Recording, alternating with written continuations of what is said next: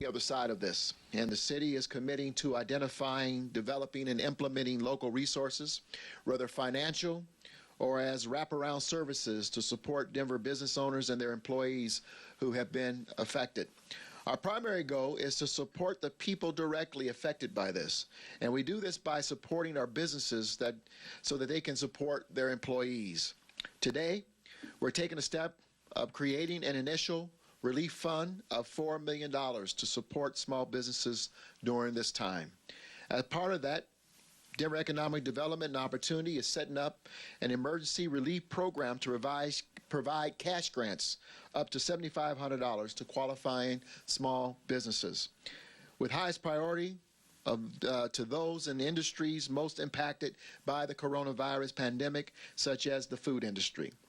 DIDO, in partnership with SEDS Finance, will also refocus their micro loan program to support small businesses and their stabilization efforts. The city will be working in partnership with Mile High United Way and the Downtown Denver Partnership for distribution of the funds. The city and Downtown Denver Partnership will also work together on expanding the funding for small business relief, and will be reaching out to the business community to amplify the impact of the small business support through donations. Is that me ringing? It might be. Excuse me. Didn't realize it was on ring. That's my daughter. In this effort, I want to give a huge thank you to our members of City Council who have been working with my administration to expedite the creation of this fund. We will also be taking several other steps to support our local businesses and workers. First, DIDO will be working with the state and federal governments on next steps for our businesses to have the ability to apply for Small Business Association's Economic Injury Disaster Loan, which could provide up to $2 million to businesses affected by the situation. And we're also excited to hear that Colorado has been approved to be a part of that program, and our businesses can start applying. We want to send a special thanks to Governor Jared Polis for his support and efforts around that program. Current recipients of loans from DIDO will have the ability to temporarily defer loan payments should they need to. Through the Imagine 2020 Artist Assistance Fund, Denver Arts and Venues will award grants up to $1,000 to individual artists who live in Denver, whose incomes are being adversely affected due to the cancellation of events, classes, performances, and other creative work. And if I can send a personal thank you to my wife, Mary Louise, who reminded me not to forget our artists who will be disproportionately impacted by our shutdowns. The Department of Finance will waive the 15% penalty for late payment of February and March sales, use, and occupational privilege taxes due March 20th and April 20th of next month. The Department of Transportation Infrastructure will be suspending enforcement of the following: parking meters, which will now be free and without time limits; time-limited, non-metered parking areas; residential permit parking areas; 72-hour parking limits; large vehicle parking; school bus loading zones, and booting in the city of Denver. I want to thank all the people who have reached out to us on social media platform. Now, if you would, push it out and let everyone know that we've suspended enforcement of those, and that will help spread the word for us. And our workforce services have also transitioned to one-on-one support via email, phone, and online resources, and stage a month-long virtual job fair where job seekers can access the same job opportunities they would be able to access if they were in person at job fairs. More information on all of these programs is available on the denvergov.org website in the COVID-19 banner there at the top of the page. Again, we ask you to go to denvergov.org under the COVID-19 banner, which is at the top of the page. Listen. Reason why we're stepping forward to share our thoughts and actions around this economic strategy, or these economic strategies, is that we recognize this is going to be a long haul, and we know it. These are our initial steps, and we're going to keep working. As I like to say, as we did with our housing efforts, we're going to remain in the laboratory to determine opportunities and remedies as we work to recover from these challenges. And so is the governor, who announced yesterday that the state economic relief package is still in the works. And we'll continue to coordinate closely with Governor Polis on these very important efforts, and we'll continue to work together. I know and believe in my heart we're going to get to the other side of this by working together, supporting one another. And that's why we remain focused. Again, our goal is to preserve people's jobs by supporting our businesses so that they can support their employees.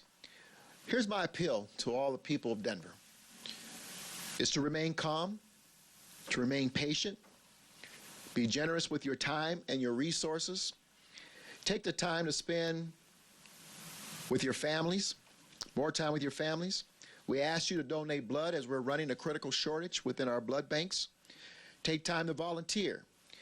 If you live on a single family residential block, walk down the street to a vulnerable resident, knock on the door to see what you can do to help them. And it might be something as simple as grabbing their prescription from the pharmacy, maybe run into the store, or as we deal with this snowstorm, maybe just plowing their sidewalk in their driveway without asking. But this is the time for us to appeal for calm. This is going to be a long journey, and we don't need to expend our energy to find ourselves in a place where we become lethargic and depressed. We need to focus on our mental health and our personal care at this time, as well as for those who are around us. But knock on the door of a friend, of a neighbor, call a relative, a mother, a father, an aunt, uncle, someone who may need your help, and simply ask, how can I help? This is the time, as I said on Monday, for Denver to rise up and to meet these challenges.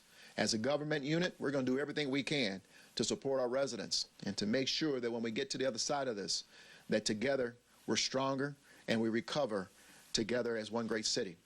We need your help right now, all Denver, and we just ask that you take your time, be patient, and be calm during these times. At this point, we're going to open it up for questions and answers.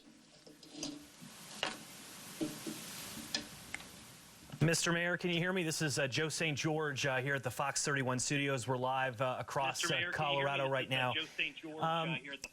You made some significant news today with loans.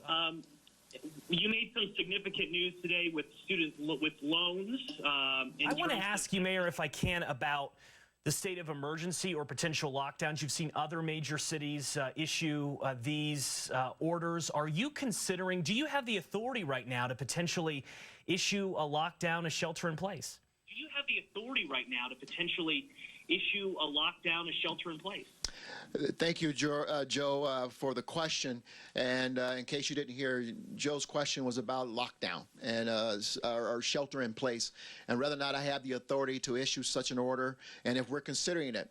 I got to tell you, Joe, as we enter into this response to this whole challenge, I got to tell you that unlike any other disaster that we face in the city of Denver, we kind of have a sense of when a snowstorm hits, as it is now, we can see it, we can smell it, we can feel it, we know it's happening, and we know that it is brief in duration. In this situation, we have a very volatile, uncertain, complex, chaotic, and ambiguous situation. And so we have to turn to an entire toolbox of potential remedies and to help us respond. A shelter in place is part of that toolbox, and we only pull those out when we feel like we have enough justification to deploy them. Do I have the authority to enter a shelter in place order in the city of Denver? The answer to that question is yes. But I tell you, it doesn't make a lot of sense for me to do that just as a city of Denver. As I participated in a conference call earlier this week with about 53 mayors and city managers, we would prefer to have that happen as a region, and at the very least as a region, but also as a state. And so we have spoken to the governor, and I can tell you it's also part of his toolbox of remedies or response in the event that we have to go that direction. But right now, it's not something that is immediately being considered by the city of Denver, and if we do it, we will do it as a region and certainly prefer to do it as a state. Next question. Mayor Hancock, this is Lori Lizarato with 9 News. Should Denver residents be preparing for a shelter-in-place order within the next 48 or 72 hours? You know, it's hard to call. I can tell you this, Lori, and her question was, should the residents of Denver prepare for shelter in place? I think we ought to prepare for the whole gamut of what could possibly happen, though I, again, do not want people to panic. The reality is we'll follow the guidance of the CDC and the governor on this issue. And, you know, what we've learned about this situation is that things change by the minute and by the hour. And for me to sit here and say that it won't happen in 48 hours, I can't tell you that. And what I can tell you is that when whatever we decide to do, we will have sufficient justification for making that call. And we will try to do it as responsibly as possible for all the people of Denver, the metro region, and the state of Colorado. Mayor, Karen Morpho with CBS 4 here. Do you have an idea what that might look like if it was a shelter-in-place order to be issued? Well, the question is what it might look like. Give me more in terms of what you're trying to get to. What would that entail, a shelter-in-place order? What could some of the residents in Denver expect? Well, it would be, I think, a clear order. You know, if we issued a shelter in place, there would be some exceptions that would allow people to move about. For example, going to the grocery store, a medical emergency, you know, headed to the pharmacy, for example. Those are just a couple of the reasons why you will be permitted to move about. But the goal would be to ask all residents to comply with an order of sheltering in place so that we can, again, blunt the spread of the virus and flatten out our curve. And then we would hopefully be responsible. Everyone would act responsibly to stay indoors and to not move about unless absolutely have to do so. But it would be very clear in the event that we have a shelter-in-place order. I'm looking around to see who else is. I see a couple of the emergency response folks. I can ask Bob McDonald to come up here. If you like, Bob, is there anything else to add there? I think you captured Okay. it here. Come on up if there's something else you want to add there. Bob McDonald, our Executive Director of Public Health and Environment, is here. Yeah, I just want to say that I think the mayor's spot on. I think that the term shelter in place sometimes can cause panic. People think that they can't leave their house at all. And we're having conversations about if we did have to go there, you know, it doesn't mean that people can't go outside and go for a walk. It doesn't mean that they couldn't go for a walk in the park. It doesn't mean they couldn't go for a hike. They can go to a number of facilities that are necessary for their own health and well-being. It doesn't mean that there's going to be a shortage of food. That there shouldn't be. If we're having those conversations, it doesn't mean that everybody in the next 48 hours should run out and panic buy. Because the stores will stay open. The reason that you see empty shelves on stores is not because there's a shortage of food. It's because people can't stock it fast enough. So it certainly doesn't mean that everybody needs to stay in their home. There would be some clear guidance along those lines. Thank you. And let me just stress again. Cities that have already done this for guidance on whether or not to issue a shelter-in-place order? Oh, absolutely. We've looked at other cities. We're studying what's going on across the country. You know, and I think the only one up until the last time I was in a discussion on this, which was yesterday, is the Bay Area, the 5 or 8 counties in the Bay Area that came together and issued a shelter-in-place order. But I want to stress again what Bob laid out. This is not a time for panic. You know, we can talk about a shelter-in-place order, which has, by the way, not happened, and there will be a lot that will have to go into discussion and efforts and planning to better educate the public about what will happen in the event that we had to go that direction. My point is this. This is a time for us to remain calm and not panic buy, not panic in general. This is about all of our self-care and mental health. And the more we can recognize that this is a journey that we're going to get through this, and the more we got to pace ourselves in terms of our energy and our anxiousness, the better we're all going to be. And so I cannot stress that enough. Just know it's part of the toolbox if we have to turn that direction, but we'll have plenty of justification to do it. Mr. Mayor, one more question here from Fox 31. Are you planning on closing any other facilities? Is that being looked at, potentially nail salons or something along that nature? And also, earlier this week, you made a major point to say that we had a PPE issue. We had some emergency gear issue, ventilator, medical supply issues. What have you done in the last few days to improve the shortage we have with gear for our emergency personnel? Few days to improve the shortage we have with gear for our emergency personnel. Thank you very much. So the order that the governor issued yesterday, we are remaining aligned with the governor's order, which is now 10 or less, no more than 10 people gather in one location. Secondly, that we will include the salons and the nail locations, hair, barbershops, beauty shops in that order as well. And so we are aligning ourselves with that order. In terms of the PPE equipment and our other medical equipment necessary, we are still in a moment, in a sense of urgency. I've had numerous phone calls with members of our delegation, with the medical profession. We have been focused on continuing to communicate to the federal government the needs that we have here, as I can tell you other governors and mayors are doing across the country. But we've also we've also created a process of prioritizing where that equipment will go once it arrives. And so we have a strategy of kind of the cascading of recipients of that equipment as it arrives into our city. Mayor Tony Kowaleski with Denver 7. Hey, Tony. We've seen, obviously, the economic impact. The city is losing tax revenue from sporting events, from concert venues, from small businesses. You talked about cutting back today on the revenue that would come in from parking meters. How long can the city sustain this kind of economic condition? That's a great question, and I'm going to ask Brendan Hanlon, our Chief Financial Officer, to come up. What I will just do a general override. We expect, as small businesses have had to expect during this time, is going to be a tremendous impact to the city's economic strength, if you will. But this is moments like this we prepare for as a city, and we have been prudent fiscally as a city. But doesn't mean that we have infinite resources. And so I'll bring Brendan Hanlon up to talk a little bit about that.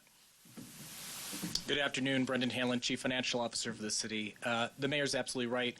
These are circumstances that we try to plan for as part of the annual budget process each year. We make sure that we have sufficient reserves on hand to accommodate unexpected revenue volatility. Of course, we're monitoring sales and use tax and lodgers tax at this point in time, but I believe that we are well positioned with our reserves, as well as we've already asked agencies to begin considering areas where they can cut back on spending, so that way we preserve those reserves for as long as we need to go through this circumstance. Brandon, this is David Sachs with Denver, right? I'm wondering how you came up with that $4 million figure, if you could explain that. I'm actually going to turn it over to Eric Haraga. I think he would be best to answer that question. Great. Eric Haraga, Executive Director, Denver Economic Development and Opportunity. Thank you for the question. As we are looking at the businesses in the program that we want to impact, the number between 0 and 25 businesses is around 10,000. We're really looking to serve the most vulnerable businesses in our community. There are some guidelines under that, but with the $4 million initially from the city funds, we believe we could serve 250 businesses. And as we are asking for the private sector for their assistance and their contribution, we expect that to ramp up. As the mayor said earlier, this is just the first of many programs that we'll be looking at. And in addition to this, we'll see other programs from the state and the federal government, and we're collaborating with them. With this program, it was a tool that was already existing. We have the infrastructure to execute microloans up to $50,000. We have also existing program for the grant program up to $7,500. So we are just really feeding the infrastructure we already have and working with our partners at Downtown Denver Partnership. Let me just add some other things that we didn't mention as part of the script for this afternoon, and that is three things. One, we have a couple corporate partners already have shared with us that they're going to contribute to this effort to help support our small businesses, and we'll have that announcement in the coming days. Secondly, we had a very good substantive conversation with our bankers today, area bankers who are working hard within their regulatory framework and have asked for the city support, which we are in position to do in terms of working with their regulators to release or to create a more flexible framework for them to defer some of the payments of loans to some of the small businesses in the area up to 90 days. And that obviously will give our small businesses tremendous help and a boost. And so we want to encourage the regulators around our banks to stand with our bankers who say we got to find a way to create a more robust and a more friendly regulatory system at this time for our lenders. And then thirdly, we're working with the airport. The airport has already begun to work with airlines and other stakeholders in their aviation enterprise, including concessionaires, and beginning to change how they operate or some of the demands such as minimum guarantees from the concessionaires and loosening those rules so that the concessionaires can get through this period of time, as well as restructuring or deferring some of the landing fees and other costs related to the airlines. So there's a lot that's going on to try to keep the economy moving forward in the city of Denver. We can't talk about all of that here, but just to give you a sense that there's some other things happening that we hope to bring forward in short order. Other questions? Mayor Tony Kowalewski, Denver 7 again. I wanted to ask you the immediate issue right now. We've got a blizzard that may be rolling in. Questions about homeless shelters, availability of beds. Do you plan on opening up additional beds for the night and through tomorrow? Yes, we are, and I'm going to ask Britta Fisher to come up, our Chief Housing Officer. Thanks for that question. I want to again thank our homeless service providers and shelter providers who have stepped up in this circumstance. The snow is concerning, and so today we opened up a warming shelter for during the daytime use from 11 to 6 p.m. at La Alma Lincoln Park Rec Center. So that's receiving people today. We also will do that again tomorrow from 7 a.m. to 5 p.m. We also have added capacity for overflow at St. Francis Center that will be open during those same hours today and tomorrow. As far as available beds, we have so far been able to accommodate folks, and we have our regular overflow and emergency preparedness plan for accommodating anyone who chooses to come inside. So we encourage people to come inside and come to our shelters, and we will find places that we can accommodate them. Time for Mr. one Mayor, more. Lori with 9 News again. We know that DPS is working on the potential for remote learning, potentially this school year. Is the city going to do anything to help low-income families get access to remote learning? You know what? We have not had the conversations internally, but obviously we will stand ready to be as helpful as possible with families who don't have access to computers and internet. But I will also iterate the fact that Comcast has already moved to make Wi-Fi available to low-income families who do not have access to it now. And we have been partners with them in terms of their Internet Essentials program, where we've helped to make laptops and internet available to low-income families. And so they have already moved to expand that, and we would turn to them as our partners to continue to do that, as well as partners like CenturyLink and AT&T as well. From us here as we're continuing our live coverage on Fox 31, do you have any estimates of how many Denverites may have lost their job in the last few days? And what advice, what do you tell them who they're sitting on their couch right now and they're looking at their paycheck and their pocketbook and they're wondering what's next? On their couch right now, and they're looking at their paycheck and their pocketbook, and they're wondering what's next. Well, first of all, we want them to know that their concerns and challenges are not far from our hearts here at the City and County of Denver, and that's why we have a fully activated Emergency Operations Center, and we're trying to pull every lever possible to provide financial and support, as well as to get a sense of when we might be able to end the shutdown. So with that said, that's what these partnerships are all about. We know that there are employers who are doing some phenomenal things out there in terms of even keeping people on payroll during this shutdown where their revenues have been disrupted. But we're also encouraging the online workforce, or excuse me, job fair that's occurring to reach out to our workforce department that has employers who are looking for people who are, during this time, have a great deal of demand, quite frankly, and need employees, and we can help connect those individuals. Again, denvergov.org, go to the COVID-19 tab, and you should see our workforce efforts there. If not, go to our Economic Development Opportunity webpage, and you'll find workforce there. But the reality is that's what these economic strategies are about, that the governor is laying out, that we're laying out. How can we provide interim support to businesses as best we can to keep people employed, maybe support some of those dollars going to employees or people who've been laid off. And then secondly, pushing at the federal level, making sure that they hear us loud and clear from the local municipal levels that those bills that are in Congress need to get passed and we need to get checks to people as soon as possible.